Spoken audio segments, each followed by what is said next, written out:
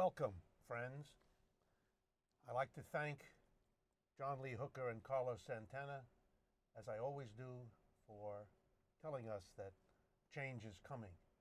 This being a radio program, we have that as a music that opens the program. This is Economic Update, a program brought to you every week by the Pacifica Network. Our purpose is to analyze major economic events and trends, the forces that shape our jobs, incomes, taxes, debts, literally everything we buy and sell as we go about the economic dimension of our lives. I'm your host, Richard Wolff. I've been a professor of economics all my life at several universities. Currently, I teach in the graduate program for international affairs of the New School University, in New York City. I also write columns for truthout.org, a courageous daily source of information and analysis. Lastly, please send me your comments, your questions, because they help shape this program. Please send them to democracyatwork.info. We read them all, and it's a way for you to help us design a program that in the end is meant to serve you. Let me begin with our short updates that we begin every program with. Today, of course, I'm going to be dealing with this item in the news every day, the sequester. And what is it? It's this theater in Washington, and theater is the careful chosen word, in which Republicans and Democrats pretend they're having a big, terrible fight about what to do with our economy. They're not. Both Republicans and Democrats agree on what is to be done. First, they want to raise taxes on most Americans. Not only do they agree on that, they've already done that. On January 1st of this year, 2013, the payroll tax went from 4.2% to 6.2%. That's a lot of increase, and it affects the 150 million Americans, roughly, who get a weekly check and who will see more money withheld from that check than they did last year. That tax affects everybody. It's not a tax particularly on the rich. They actually don't have to pay most of it. The mass of people had the big tax increase. You heard a lot about an increase of taxes on the rich, but here's what there was on January 1st. For people who earn over $450,000 a year, that's a tiny percentage of the American people, their income tax bracket, I almost said racket, went from 35% to 39.6%. If that doesn't sound like much, you're right, it isn't. It was a very small, insignificant increase on the rich, which got all the attention. Meanwhile, the very significant increase of taxes for everybody went by, and we were not supposed to discuss how the Republicans and Democrats both agreed on that. Well, that was the tax side. Now, the sequester that everyone's talking about is the other side, cutting back government spending. Both Republicans and Democrats agree on cutting back government spending. They only bicker about what kind of spending to be cut, who's going to be cut, how much. Now let's look at what's about to happen. Whatever the final deal between Republicans and Democrats, between Obama and the Congress turns out to be, we're going to cut spending just like earlier this year we raised taxes. Both of those things have the same effect. They hurt the economy. When you raise taxes on people, they have less to spend. And if they spend less, they buy fewer goods and services. That means fewer people have jobs producing those goods and services. Unemployment goes up. Number two, if the government cuts back spending, here's what it means. The largest buyer of goods and services in the United States is the federal government. If it cuts back, that's fewer goods and services sold.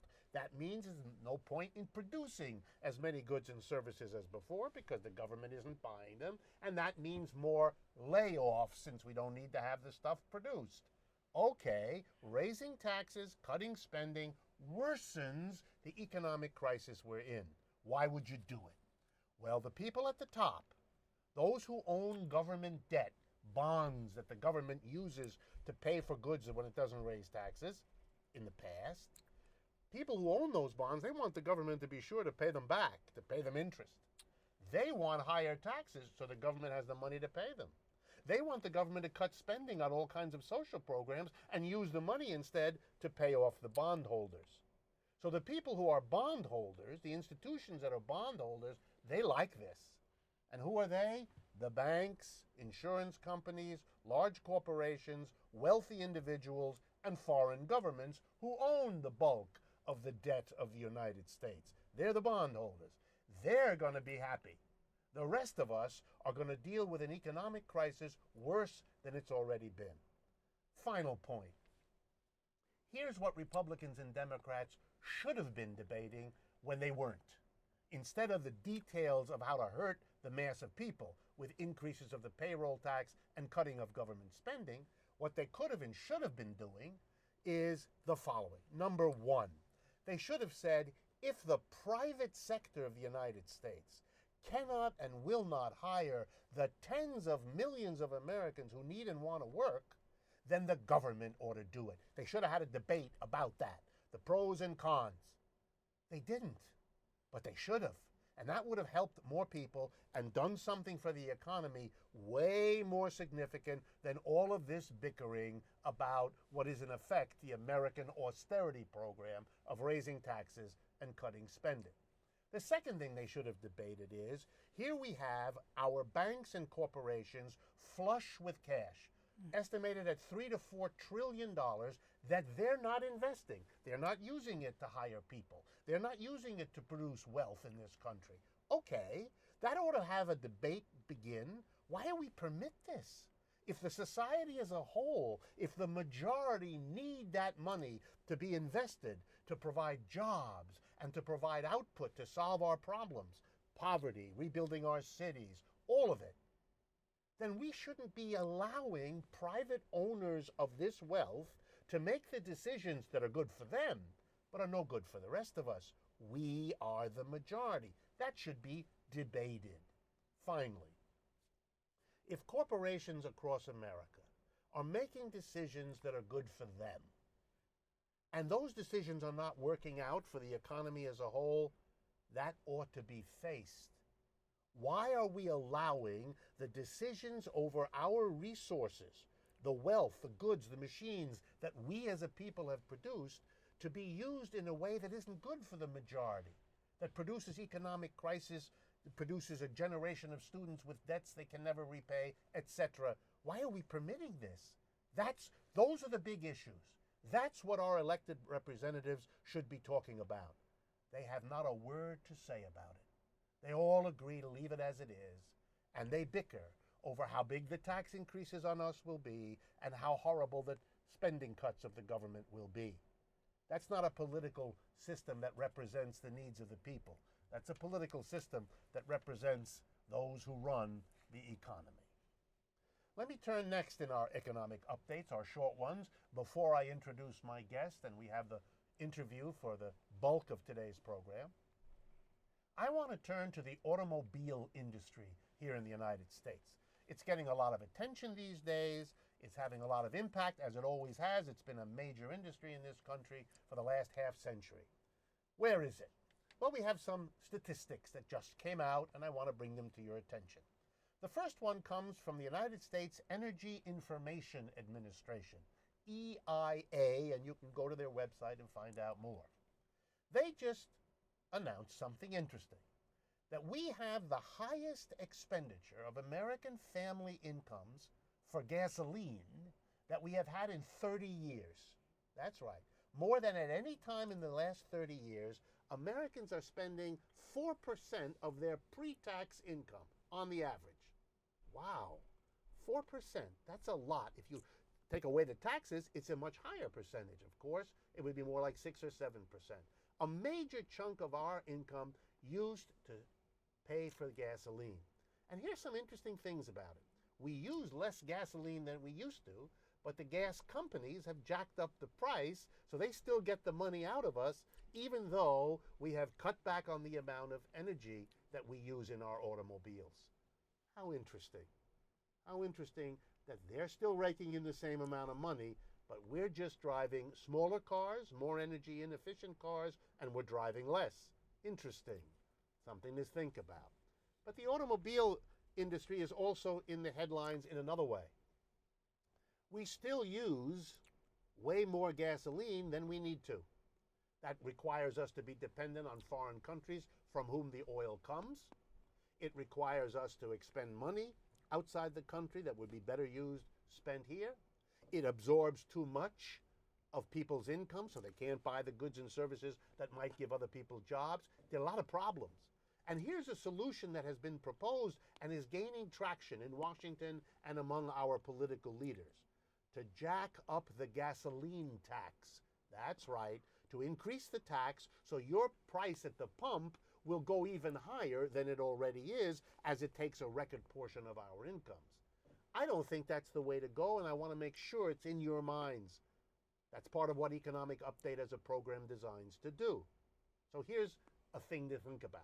Before getting into a debate about jacking up the price of gas, which of course hits worst those with the least amount of money in their pocket, for whom an increase is the most painful. A wealthy person could care less if you jack up 10-15% per gallon. But for those of us on budgets, for those of us in the middle of what's left of the middle class, it's a big item. So here's an alternative solution. Public transportation. It's a disaster in this country that we don't have that debate. The automobile is the largest consumer of energy in our society. The automobile is the largest hurter of people. Injuries and death from car accidents is the major cause of injury and death in the United States every year, much more destructive than our wars. And finally, the automobile is the single largest polluter of air in our society. If we moved from a private individual auto-based system to a system that really provided mass, quality, convenient public transportation, we would vastly reduce the injury and death. We would vastly reduce the pollution, and we would have a much more efficient transportation system. Much less gallons of fuel per mile of a person moved if you do it in public transportation. Trains, buses, trolleys, we know how to do it. We should be having that debate. We aren't, but we ought to be. Last thing about the automobile industry. Over the last 2 or 3 weeks, Ford, General Motors, Chrysler, Toyota, the big companies have announced they're increasing hiring people. Isn't it wonderful, the recovery of the automobile industry? And if you put it all together, they've announced over the last 2 or 3 weeks, maybe 20, maybe even 25,000 increased hiring. I'd be the first one to applaud increased hiring. But there are 2 things to keep in mind so we have a proper perspective on all of this. The first one, much of the new hiring, the bulk of it, is under what's called a 2-tier system that was negotiated between the automobile companies and the unions. Here's what that means. New hires do not have to be paid the roughly $26 to $28 an hour that's the base pay for skilled automobile workers that has been fought for and won over decades of struggle by labor unions. Instead, with an agreement of the labor unions, they can hire new workers at roughly $16 an hour instead of $26 to $28, which means, yes, they're hiring people, and yes, that's good. But the impact on the communities where those workers live is half of what it used to be. It isn't going to mean good community situations. Those workers are going to barely get by. They're not going to be able to pay the taxes they once did. They're not going to be able, therefore, to enable their communities to provide the education and the fire service and everything else. We're redeveloping a job situation for these people, but at a much lower standard of living. Second thing to keep in mind, let's not fool ourselves. As recently as 1996, the number of Americans working in the automobile sector was 1.1 million. In 2013, including the ones being hired, it's 650,000, barely over half. We have decimated our auto system. We have replaced jobs with machines. And we haven't taken care of those other people, which is why places like Detroit suffer the problems that they have. Final update before we turn to our interview has to do with something sad, but something worth thinking about. This has to do with the country of South Africa. South Africa is in the news two ways in recent weeks. The first has to do with a series of outrages committed by their police department. A police department that has grown since independence from 120,000 to 200,000 people. An unspeakable increase in the police presence of that society. And closely associated with it is a problem of rampant poverty, rampant crime, and rampant conflict in the industries of South Africa. Most recently, the fruit and wine sector. South Africa is a major producer of fruit and of wine. That employs 500,000 workers in that country whose average daily minimum wage, which is what most of them earn, is $7. Let me do that again. $7 a day. And they've been striking to raise their income because they can't live on it. They would like to get, that's their ask, $14 a day. Try to imagine living on that. And they have suffered savage repression by the employers and by the police. Why do I bring this up? Well, I would like you to think about the next time you consider buying fruit and wine from South Africa, what kind of conditions it comes from, and think about it. But then there's a bigger issue. South Africa, with its remarkable leader Nelson Mandela, is a modern story of heroism and of a country under the thumb of a minority in an apartheid situation that finally got its independence. Its political independence, it's a republic, it's its own country. But what that teaches us with the conditions they're now in, political independence is at best half the battle. You've got to change your economic system, or otherwise you will leave behind the oppressor you had and have a homegrown oppressor instead. Have your own society oppressing your people because they're not given the economic opportunities they ought to have had, and that ought to have been part of their independence struggle from the beginning. That's a lesson of South Africa. Let me turn now and welcome my guest. She is Dr. Harriet Fraad, a person with whom I collaborate from time to time, as many of you know.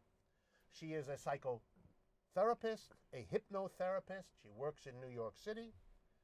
She's the author, most recently, of a book, together with myself and Stephen Resnick, called Class Struggle on the Home Front.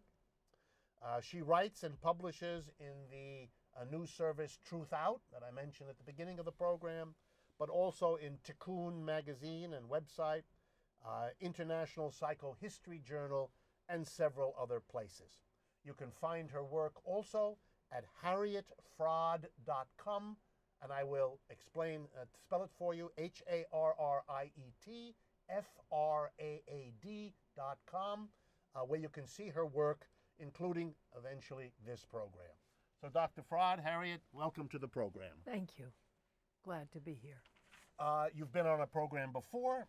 It got a lot of interest. My listeners and viewers wanted to have you back, so I'm glad you had the time to join us. Me too. Okay. Today's discussion is going to focus on a topic called family values and the economy. We live here in the United States where a great deal of attention is paid to family values. Not just our conservative fellow citizens, but almost everybody feels the need to say often that we're committed to family values, that the family is an important institution, perhaps even the most important institution in our society, and that we are committed as a nation to support and encourage families and family values. Okay, that's what I want to talk about, but I want to start the conversation by raising two questions about the so-called commitment to family values.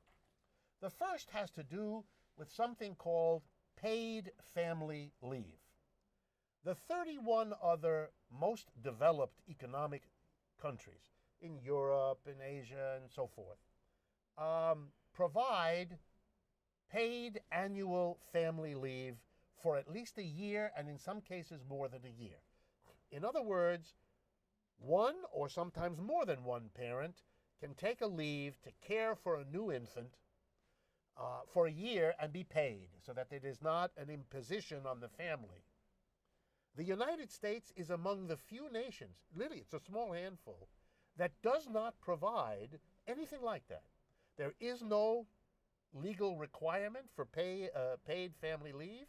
Most Americans do not have any paid family leave, and even the small number of Americans who have some paid family leave do not have more than a few weeks, and they are a tiny minority of the workforce. So the first question I have for you, and I have two that I'm going to start with, has to do with how do you square this bizarre refusal to provide the support that other countries do for families, particularly couples that are having a child, with this commitment, so-called, to family values. And the other question, which is the same idea, is we have one of the lowest minimum wages in the developed world.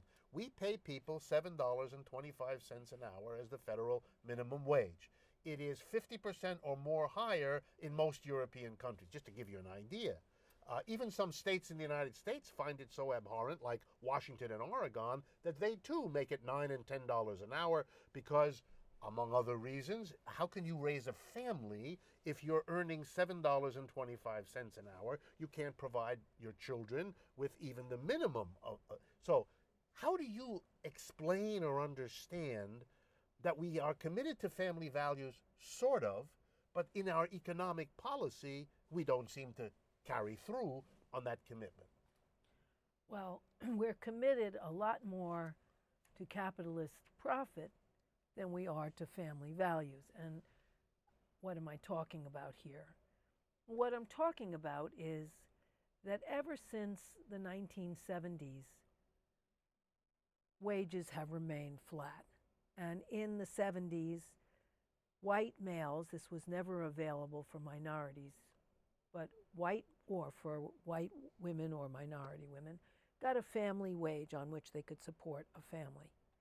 Since wages have tapered off and been flat continuously since then, maybe a little blip here and there, and since just in the last year, the 99% have gone down 0.4% on average, while the top have gone up 1%, incomes have gone up 11%, we're looking at the question, okay, put our money where our mouth is.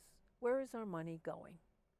And if we look at the priorities nationally, where is our money going? Well, about $1 trillion, actually 711 billion is going towards our military, which has more military hardware and resources, as our families have the least, but it has the most among all the other highly militarized nations combined. Yes, it's well known around the world. The United States spends more on military activities than the next 20 countries combined.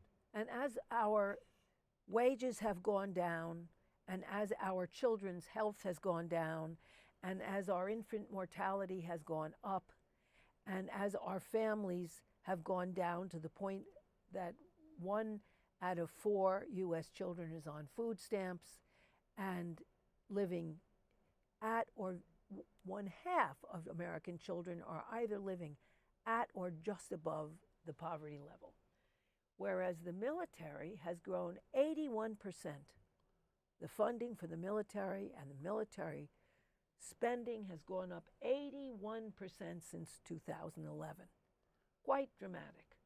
And we have closely related, in terms of family values, another profitable sector, which is gun sales. The Washington Post glibly declared the U.S. gun industry has been one of the brightest spots in the U.S. economy in recent years, even through the recent downturn. This year, which was 2012, it racked up $11.7 billion in sales. So we're talking about putting our money where our mouth is, which is to the producers of military weapons that make us the hegemonic or overwhelming military power of the world, and also ranks us among the last in terms of the UN Register of Child Well-Being. We are second to the bottom of the developed countries in everything except healthcare, where we are the bottom. Well, let me provoke you a little bit. Let's assume that the folks who say we are a society committed to the family and family values are sincere, just for the moment. Then how do you explain that they nonetheless don't have family leave, pay an absurd low minimum wage, focus so many of their resources on the military, support a gun industry, all things that by most stretches of the imagination are not consistent, or at least not very, excuse me, with family values? What's the problem?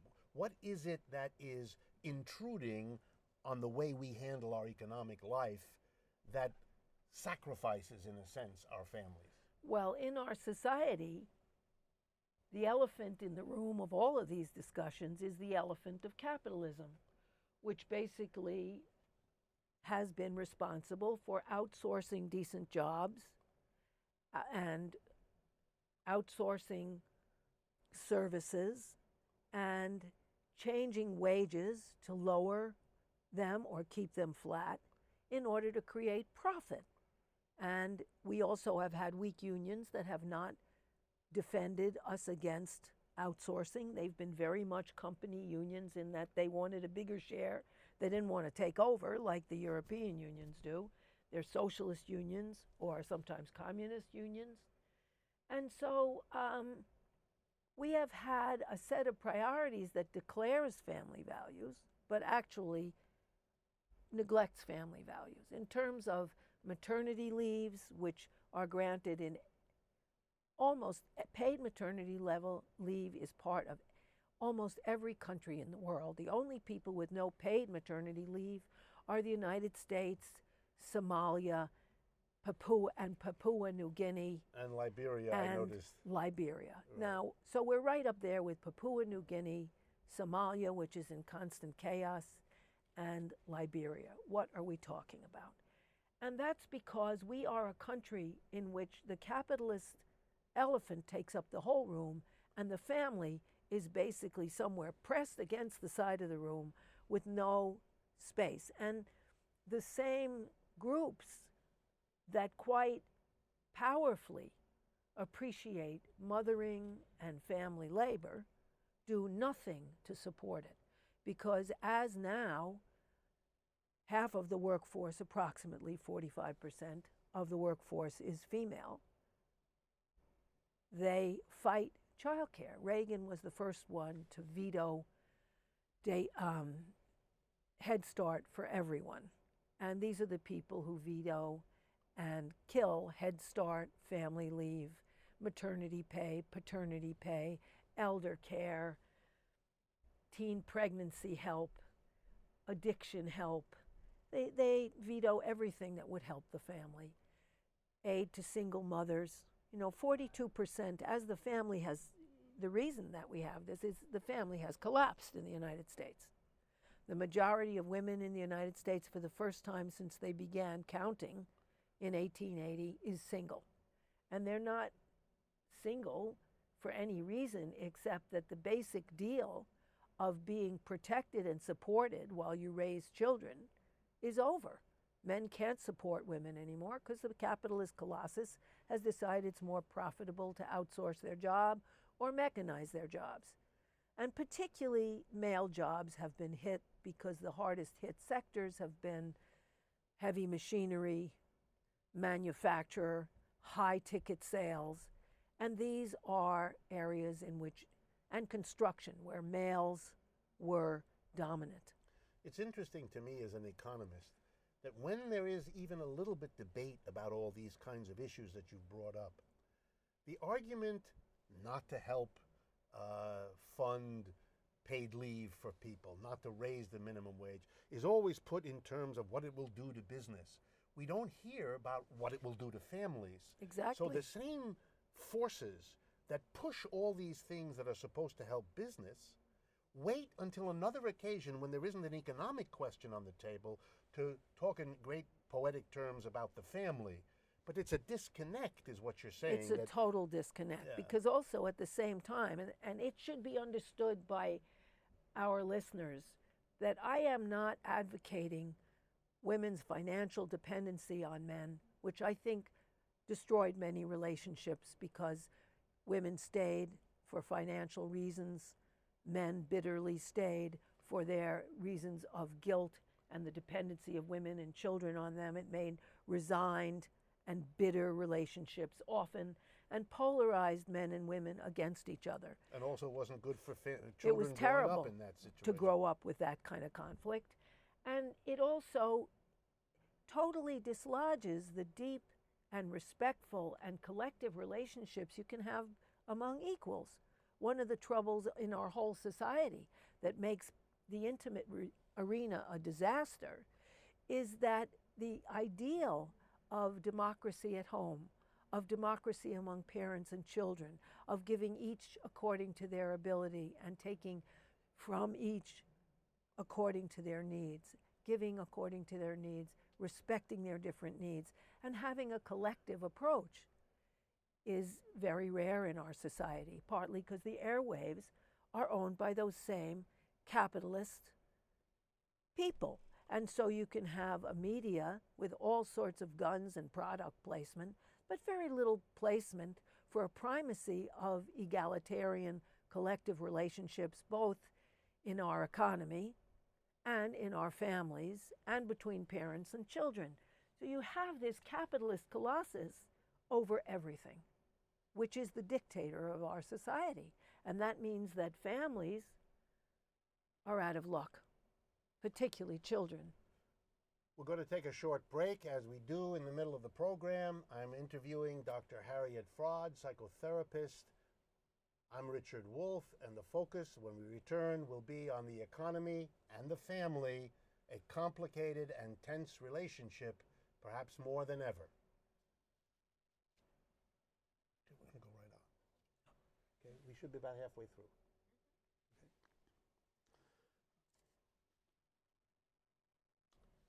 We're back.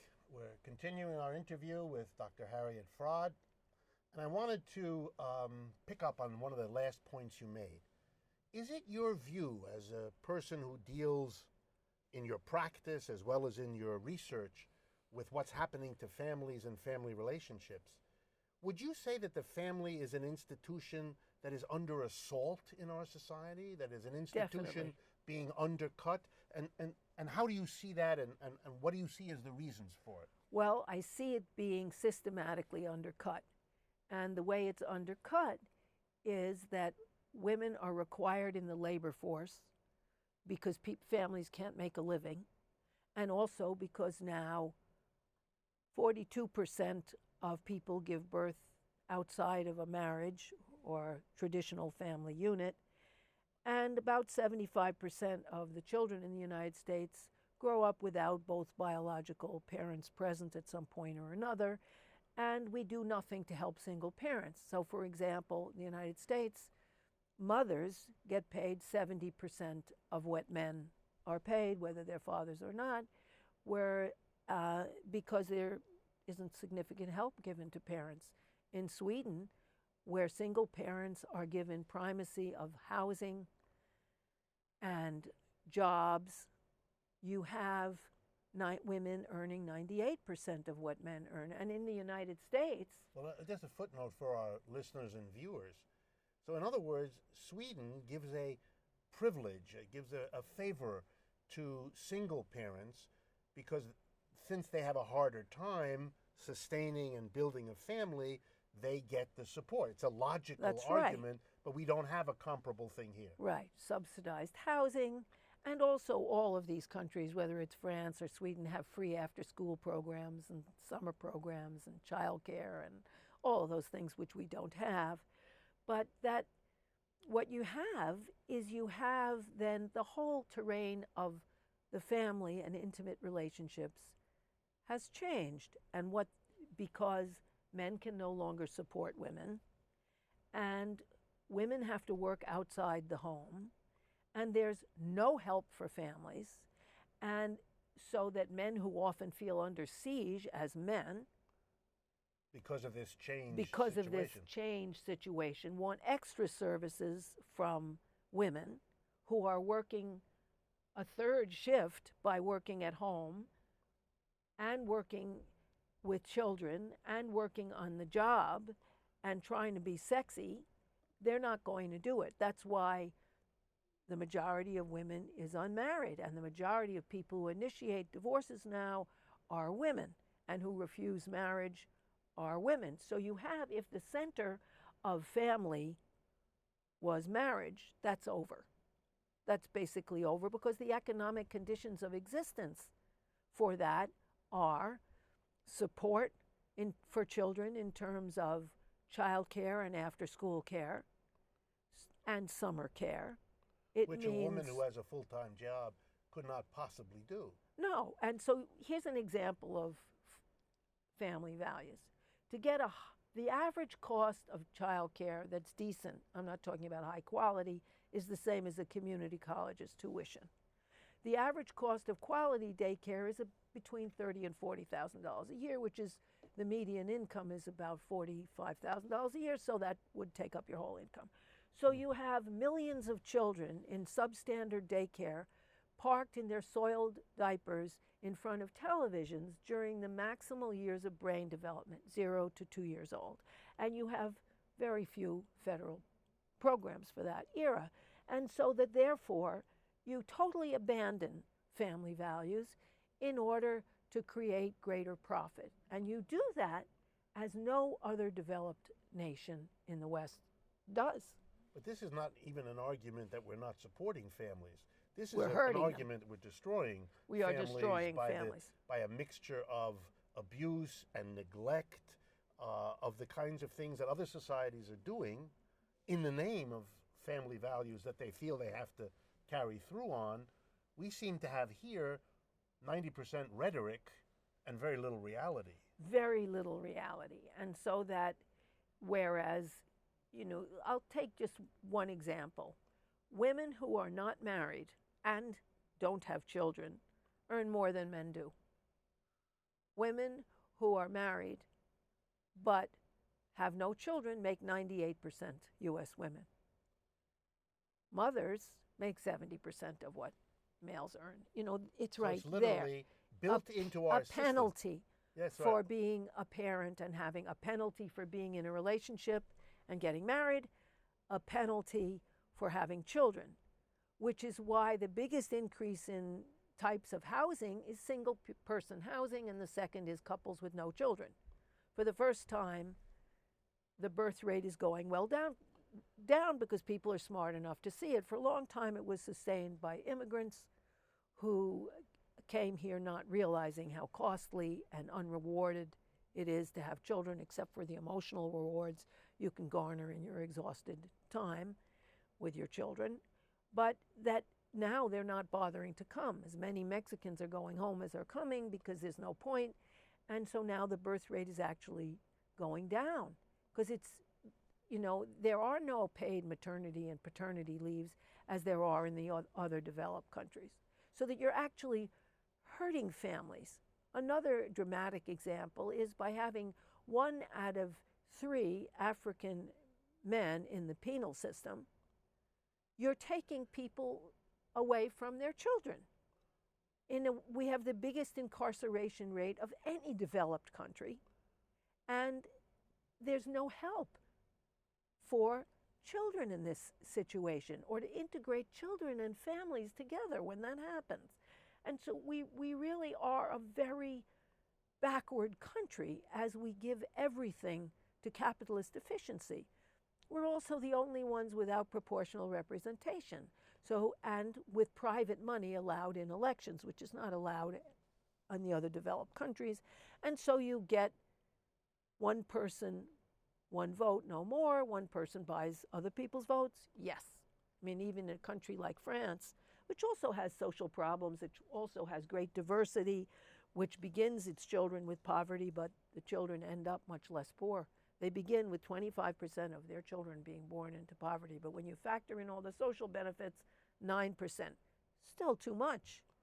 However, their early child care is by experts. It's free from 3 years old on.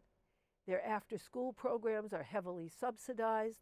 You can never spend more than 15% of your income between 0 and 3, which is when the programs become free, on daycare. We're talking about another world for families. And the reason that the French do that is that they want to encourage population and families. The United States has counted on poor immigrants coming here and being exploited and has a terrible family program, and often their decimation of families is couched in family values. So Reagan, who among other, who was instrumental in decimating wages, was also the first to deny Head Start for everyone on the basis that it interfered with the family, just as the opponents of public education said it interfered with the power of the family. So you take economic resources away from the family in the name of respecting the family. Exactly. And undercut the family in the name of supporting family. That's right. It is an example that would make the concept of self-delusion take on a whole new meaning. Let me turn a little bit and ask you for the other side. In a sense, I don't want everyone to get down about this reality. It's very important that we talk about it. It's very important that you bring these facts and this interpretation to our audience. But let me ask you, what would it look like in your mind if we had a program or a commitment that was real? In other words, if we seriously wanted our economic system to work to support and sustain family as an institution, give us some idea of what that might look like. It would start out with universal quality health care. We have the worst health care in the developed world, and we pay the most for it. And that would, of course, include maternity care and so on. Which exists in mostly all the other advanced countries. Yeah, all the others have that. Viewers and listeners should always remember basic health care for everyone, whether or not you're employed, whether or not your parents are in a job that carries health insurance, you get that as a right of citizenship. Exactly. And that's a commitment all these countries make, and we are really among the very, very few that don't do that. The three most backward. Anyway, you'd also have maternity and paternity leaves. In some countries like France, you can get half pay up to 5 years as a maternity leave. In countries like Norway, they have compulsory paternity leave as well as maternity leave, so you can't get extra credits at work for abandoning your kids when they're born. In other words, and the not father, bonding with as them, well as the mother, has to stay home. Exactly. Interesting. And you would have a good system of childcare like the French system, where they have little houses for children of one type, 0 to 3, and the other from 3 to 7 before they go into the public schools. And they're maintained by, there's a medical personnel at all times, so if a child is sick, they can go in to be taken care of. They have a pediatric nurse in every facility in case somebody gets sick. They have their shots there, and they're fed in daycares. They're fed 3 meals there. You can have your child there if you want to, from 7 in the morning to 7 at night, picked up, clean, bathed, and in a clean outfit, because they give you an outfit when you get there. It's very different. All right, so universal medical care, a serious quality child care program. And maternity and paternity Maternity leaves. and paternity leave. What else would you advocate? I would advocate educational parks for children from 6 to 12, big facilities that are, of course, integrated with the highest quality educational facilities for everyone, and education parks for children who are 3 to 6 as well.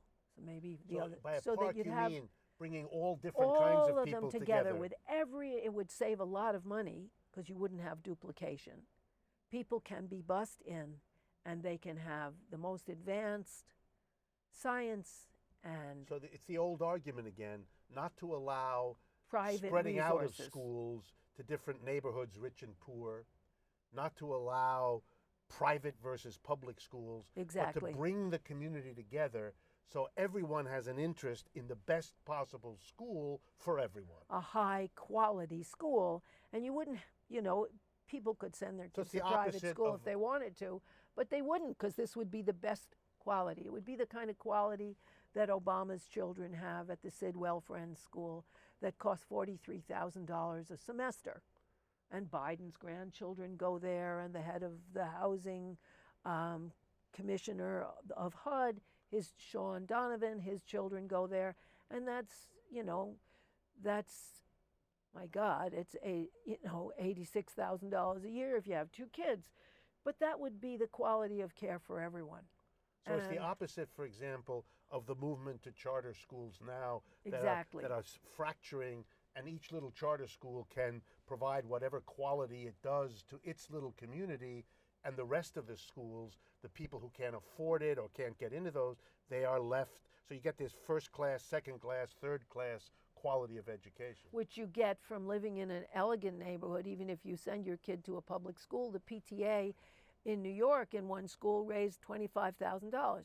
So that means they can hire their own art teacher and math coordinator and blah, blah, whereas other schools can't raise so much money.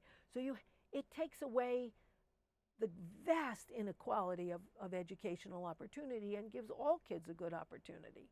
You'd also have paid vacations, which the French have a guaranteed 5 weeks. 5 weeks. You'd have family leave. You'd have special supports for single parents. You'd have supports for elders so that they don't become a burden or isolated in single room occupancy hotels and degenerating and creating huge Medicare problems, actually. And you'd have free education from daycare through university or training school. As many advanced industrial countries Absolutely, provide. as they provide. To sum up, all of the things you list, we know are possible because Absolutely. we know they're achieved in other societies. Societies that have no greater resources than this Fewer. one does. In many cases, fewer. So it's possible, it's needed, it would in fact be consistent with family values. Absolutely. What's lacking is the political will and the organization to make that happen against the interests of profit making, which argue and push against it. That's right. And what we don't have is a strong political presence that says, no, you don't, when these things are cut and they're not passed. I was in France one year when they had thought of cutting the benefits to early childhood education. They had hundreds of thousands of people in the street, organized by the socialist unions, organized by the various... And by the Roman Catholic Church, too. Even the Roman Catholic Church was organized because it was an obvious parent thing. That we don't have the political organization of the mass of people to press for what's good for us. And so what our legislators do, since who pays the piper calls the tunes, is call the tunes of capitalist profit at the expense of the family while touting family values. Dr. Harriet Fraud, thank you very much. I Thank appreciate you your time, and this very is a much. very important issue. Thanks. In the time that remains in our program, I'm going to do as we always do. First, talk to you about an example of workers getting together to organize their enterprise in a cooperative way, a non-capitalist way. And I try to choose examples from all the different kinds of enterprises that there are, big ones in the tens of thousands of employees, little ones in the United States and out of the United States. This week I want to mention just briefly a remarkable enterprise, been going now for a good 5 years. It's called the Firestorm Cafe and Bookstore. It's located at 48 Commerce Street in Asheville, North Carolina. They're a group of people, I believe they're 8 in number, have been very successfully building their own small cooperative business. And let me read to you their own self-description. Firestorm Cafe and Books is run without bosses or supervisors, relying instead on a horizontal workplace. Each worker owner is responsible for both weekly shift work and a share of managerial duties. Decision-making is achieved using a formalized consensus process in which each participant has an equal voice. The cooperative environment creates a more empowering and enjoyable workplace while strengthening the business itself. We are committed to a nonprofit model, and we will reinvest 100% of our earnings in the community once we are able to compensate labor at the equivalent of a livable wage. Taking care of themselves, being responsible to the community, no bosses needed, a collective, cooperative enterprise. A vision of a future utopia? No. A real live coffee and bookstore in North Carolina right now in the United States. Finally, I turn to a couple of your questions. And we're getting loads of these questions. Thank you very much. We can't answer all of them. Please keep them coming, as always, to democracyatwork.info is where you send them. First question. You mentioned in a previous program that banks got federal help and then went to the Cayman Islands. So let me repeat that for those of you that might have missed it. And my source is a United States senator who gave a speech in which he put all this information out there. There are other ways of getting it. The senator in question is Bernard Sanders, U.S. Senator from the state of Vermont. And here's what his research showed. And he has a good staff. I know some of those folks. They do first-class economic research.